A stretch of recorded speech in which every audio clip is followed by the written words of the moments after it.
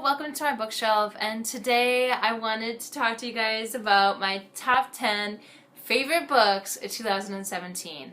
Now, I should clarify that these are just books that I read in 2017, not necessarily ones that were just published. And obviously, as always, this is just my opinion. If you don't like these books, I'm sorry, but I do. But also, I should say, if you don't, I'd be very curious to hear why, so please let me know in the comments. So yeah, I tried to rank them. Admittedly, some of these could probably be switched around a little bit, but I think the general flow is fairly accurate as far as my feelings towards these books. So let's just jump on in. My number 10 pick was Fahrenheit 451 by Ray Bradbury. It's definitely the bottom of my list because the ending was not exactly that great to me. It does kind of end rather suddenly as well. There's kind of just some weird things in it.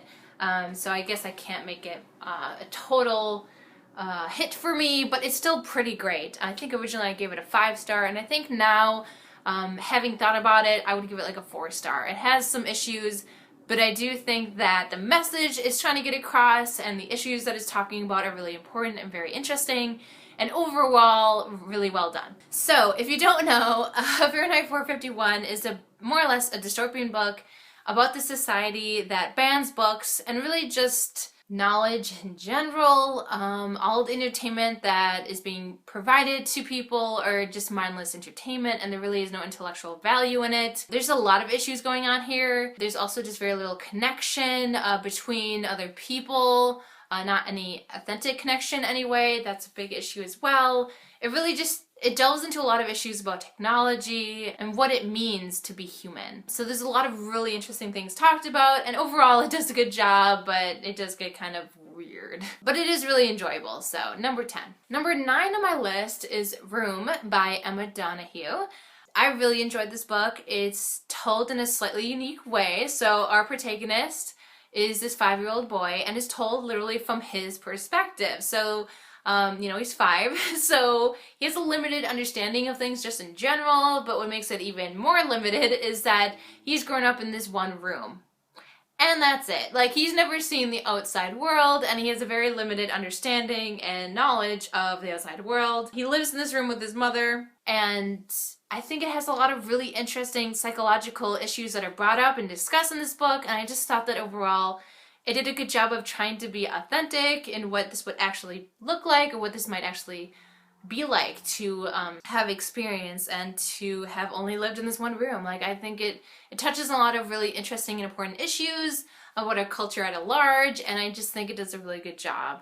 Even though the entire story is told from this 5-year-old's perspective, I think it does a fantastic job of talking about a lot of really big issues. So it's a really interesting and good book. The next book on my list, number 8, is Illuminate by Jay Kristoff and Amy Kaufman. I will admit that it took me a little bit to get into, which is maybe why it's a little lower on my list, but I think that it really packed a punch once I got into it, and it was really interesting. Again, this is told in a somewhat unique way. It's kind of the found file thing, kind of like found footage. The way that it's told, with these memos and video footage, which is transcribed. There's a lot of different things. There's emails, and I think that it could feel like a gimmick, but it's not. It feels like it needs to be told in this way. The storytelling really does add to the story itself, and I really appreciated that.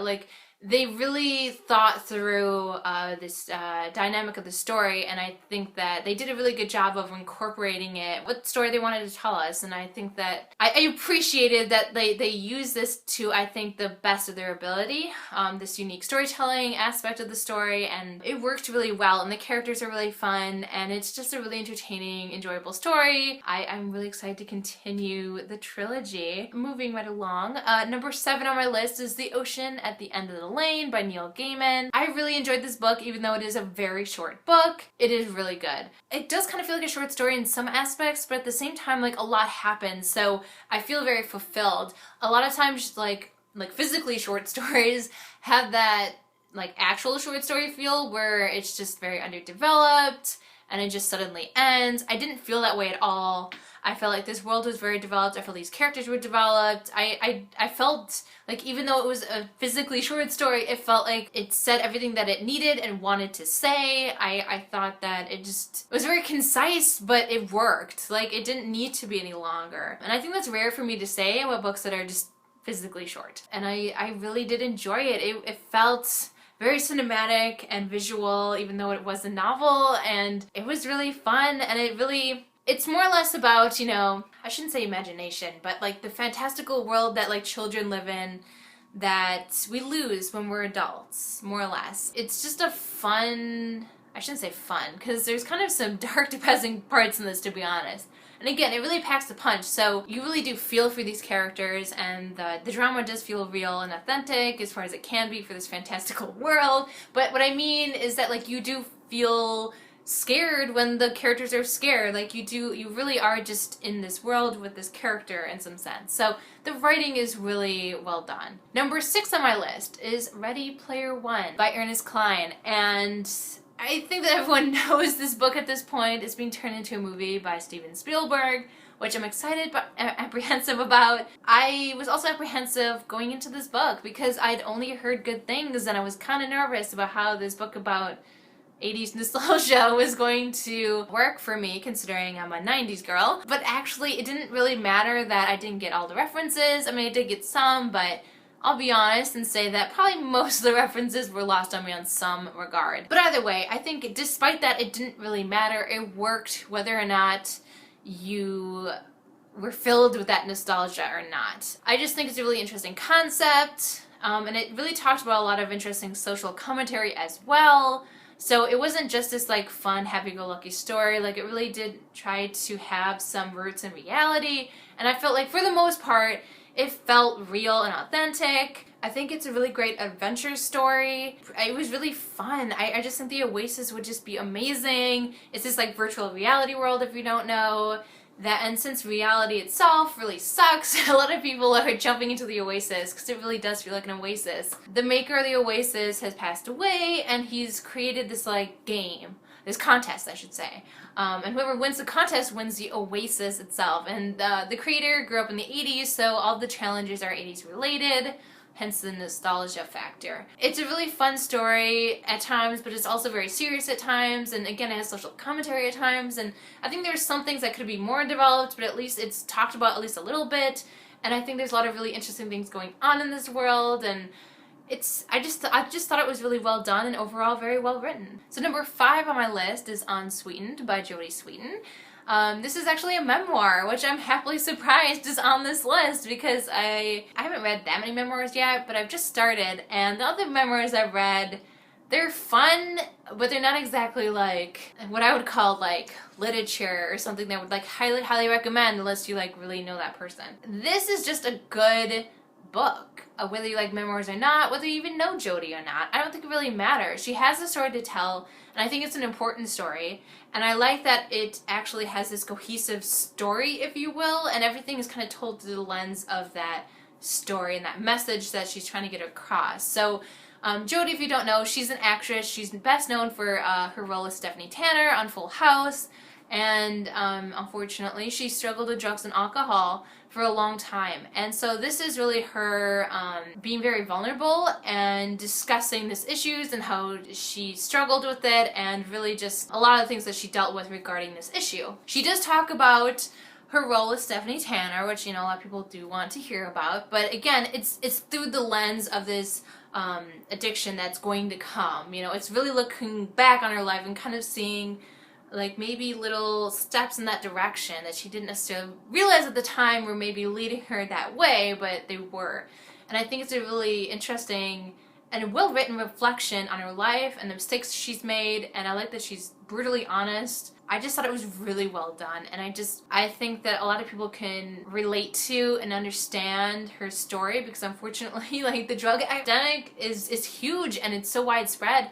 And I think whether or not you have dealt with drug addiction, you probably, I can almost guarantee, know someone who has struggled with drugs. I know I do, so I definitely, I related to the things she was saying, and I just thought it was really well done, and I really appreciated it. It had something to say. Not all memoirs need necessarily something to say, but I appreciated that it did, and it brought it up to that extra level to the point where I had to put it on this list. The next book on my list, number 4, is Aristotle and Dante Discover the Secrets of the Universe. I really like this book. I was also surprised how much I like this book because honestly, the story is pretty simple. You know, it's about these two boys and their friendship and them searching for their identities, not only in this friendship, but just in the world in general, as a Mexican American, within their own families, as a man, or a future man, because they're like teenagers. But still, there's a lot of really interesting identity issues going on in this story,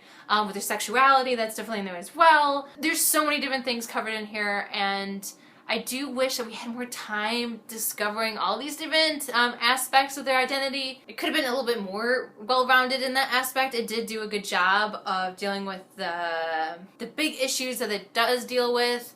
Like I said, I think it could have delved a bit more, but I guess it maybe would have lost focus. But I was just so intrigued on a lot of the different aspects of these characters, and I just wish I had more about them and from them, but unfortunately it just wasn't there in this story. So I did really like it, but it could have been so much better because these stories and these characters are just really interesting, and I wanted to know more about them, but we just didn't get all of it. But I definitely want to read more from this author in the future because I was happily surprised by how much I love this book and the writing style. It was a really fun read, but also really deep and moving read as well. So it really checked a lot of boxes for me. It was great.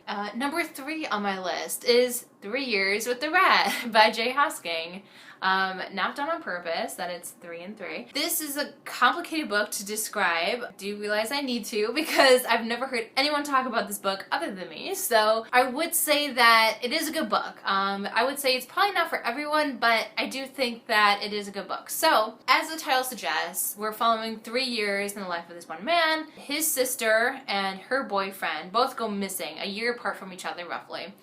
They were scientists, they were working on this research together that most likely has to do with their disappearance. The main thrust of the story is kind of figuring out what happened to them, more or less. And we're jumping between the 3 different years. Maybe that part of the storytelling is a little confusing at first, but I feel like it sounds more confusing than it actually is. It's pretty straightforward. And I think it's an interesting exploration of time and how things change. But I just think there's a lot of really interesting ideas in here, and I think that it was a pretty well-written story, and I think it does have a lot of merit, and it was really interesting. And I will say that afterwards I needed a little break from reading immediately afterwards because I wanted to think more about the story because I think it had a lot to say and it was pretty deep, and I think it required me to just stop and think instead of just jumping right back into a different story. I feel like I'm not doing it justice, but it is I thought it was a really good book, which is why it's pretty high on my list. So number 3.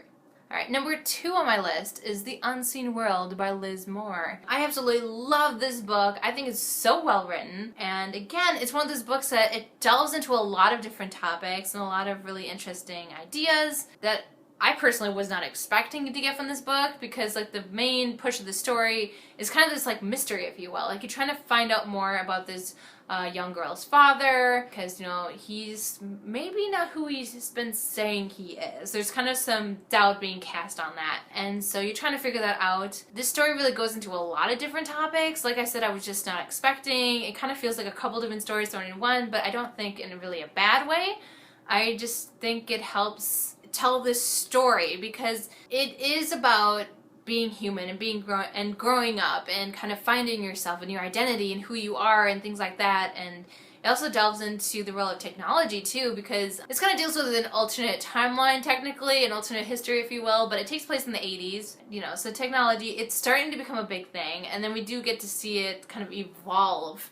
And it is fairly similar to our world, if you will, but it is slightly different, and I think it's an interesting exploration of technology as well, which again, I was not really expecting, but it's there, and I think that it really adds another dimension to the story that you wouldn't have gotten if it wasn't there. It was just a really well told story, and like I said, it all kind of fits together in a way I wasn't expecting, and I was just happily surprised by this. And my number one book of 2017 is The Kite Runner by Khalid Hosseini. And I cried so hard reading this book. It was really powerful and very moving. It was very easy to read, but it did pack a punch, and it did try to feel authentic and real. And ultimately, it's a story about trauma, especially of your past, and dealing with, and how you deal with it or don't deal with it.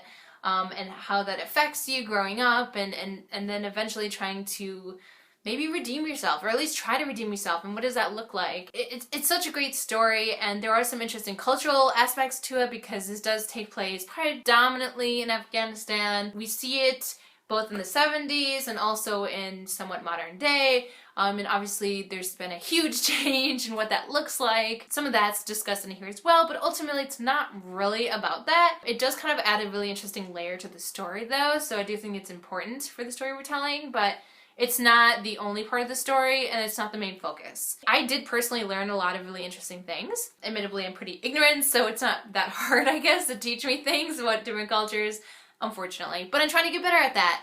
So, more culturally diverse books in the future. I did really appreciate this on a lot of different levels, and it was really moving, and I am really, really happy I read it, and I'm very excited to read more from him in the future. And so, I'm happy to have this book at number one. Alright, so those were my top 10 favorite books of 2017. They're all great books. Obviously, I highly recommend all these books. Please check them out if you have the opportunity. And also just let me know what you think if you've read them before in the past, or you're thinking about picking it up in the future. Please let me know. I'll be always interested to talk to you guys about these and have a discussion. So as always, I just want to thank you guys so much for watching this video, and until next time.